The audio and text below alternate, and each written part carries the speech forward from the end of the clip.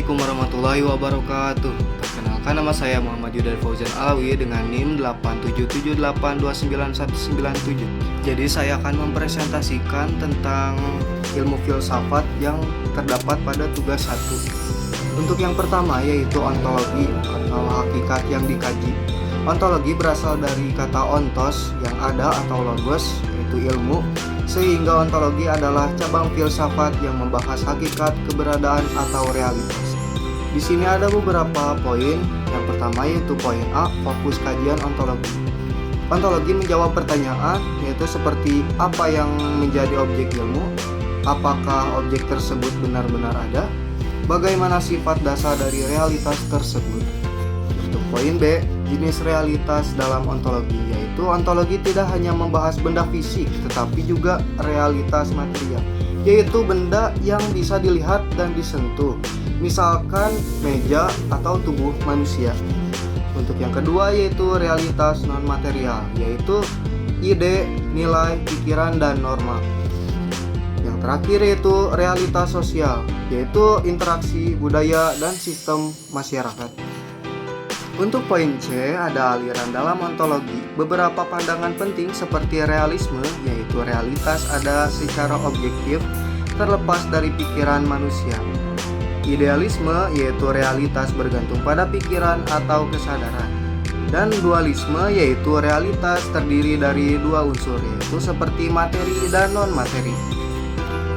Poin D, yaitu peran ontologi dalam ilmu. Ontologi berfungsi menentukan batas kajian ilmu, menjelaskan apa yang layak diteliti, menghindari kekaburan objek penelitian. Jadi seperti itu untuk penjelasan ontologi atau hakikat yang dikaji. Untuk yang selanjutnya, poin 2 yaitu epistemologi atau cara memperoleh pengetahuan. Terdapat beberapa poin. Untuk selanjutnya yaitu ada nomor 2 yaitu epistologi atau cara memperoleh pengetahuan. Epistologi berasal dari kata epitisme, pengetahuan atau logos, yaitu ilmu, yaitu cabang filsafat yang membahas asal-usul, metode, dan validas pengetahuan. Untuk poin-poinnya yaitu untuk poin A yaitu pertanyaan dasar epistologi. Jadi, dari mana pengetahuan berasal, bagaimana cara mendapatkannya, dan bagaimana membedakan pengetahuan yang benar atau salah. Untuk poin B yaitu sumber pengetahuan seperti yang pertama, empirisme adalah pengalaman indera atau observasi dan eksperimen. Untuk yang kedua yaitu rasionalisme atau akal dan logika. Untuk yang ketiga, intuisme adalah pemahaman langsung tanpa proses panjang. Dan yang terakhir, otoritas adalah sumber terpercaya, yaitu ilmuwan, kitab, dan ahli. Untuk poin C yaitu metode ilmiah. Epistemologi melahirkan metode ilmiah seperti observasi, perumusan masalah, hipotesis, eksperimen, analisis, dan kesimpulan. Untuk poin D yaitu kriteria kebenaran. Beberapa teori kebenaran seperti korespondensi adalah sesuai dengan fakta. Yang kedua yaitu koherensi adalah konsisten dengan pengetahuan lain. Yang terakhir yaitu pragmatisme adalah benar jika bermanfaat. Untuk yang terakhir poin E, peran epistemologi, yaitu menentukan cara memperoleh ilmu yang sah, menjamin keabsahan hasil penelitian, dan menghindari kesalahan berpikir seperti bias, asumsi, atau keliru. Lanjut untuk poin ketiga yaitu aksiologi atau nilai dan tujuan ilmu. Yaitu aksiologi berasal dari kata aksios yaitu nilai, yaitu cabang filsafat yang membahas nilai, etika, dan tujuan penggunaan ilmu. Untuk poin-poinnya yang pertama adalah poin A, pertanyaan utama aksiologi. Untuk apa sih ilmu itu digunakan, apa manfaat bagi manusia, dan apakah penggunaan sesuai etika. Untuk poin B, cabang aksiologi, yaitu ada 3. Yang pertama ada etika, adalah baik dan buruk dalam penggunaan ilmu. Yang kedua estetika, adalah nilai keindahan. Dan yang terakhir nilai sosial, adalah dampak terhadap masyarakat.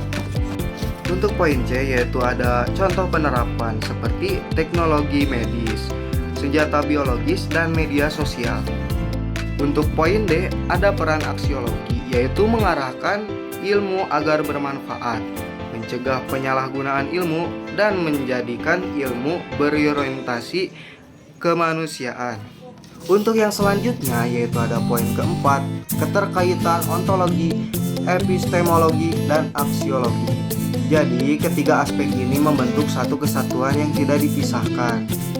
Jadi di sini ada beberapa poin seperti poin A, hubungan sistematis, bagaimana ontologi, epistemologi, dan aksiologi itu tidak dapat dipisahkan. Jadi ontologi itu menentukan objek kajian, sedangkan epistemologi menentukan metode memahami objek, dan aksiologi menentukan nilai dan tujuan hasilnya. Untuk poin B, ada alur berpikir ilmiah. Apa yang dikaji, bagaimana cara mengkaji, dan untuk apa hasil kajian digunakan. Dan untuk poin C, ada contoh dalam bidang pendidikan. Yang pertama yaitu ontologi. Objeknya adalah proses belajar dan pendidikan. Yang kedua, epistemologi, yaitu menggunakan observasi, eksperimen pembelajaran, dan teori belajar. Yang terakhir, ada aksiologi, yaitu meningkatkan kualitas pendidikan dan karakteristik manusia. Untuk poin D, ada dampak jika salah satu tidak ada. Jika tidak ada ontologi, maka ilmu tidak jelas objeknya. Jika tidak ada epistemologi, maka ilmu tidak akan valid. Dan tanpa aksiologi, ilmu berpotensi merugikan.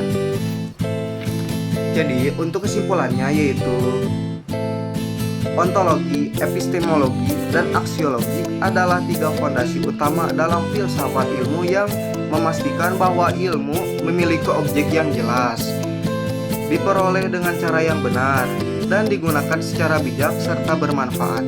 Ketiganya membentuk kerangka berpikir yang utuh sehingga ilmu tidak hanya benar secara teori, tetapi juga bermakna dalam kehidupan manusia. Sekian dari presentasi saya, semoga dapat bermanfaat dan terima kasih sudah menonton.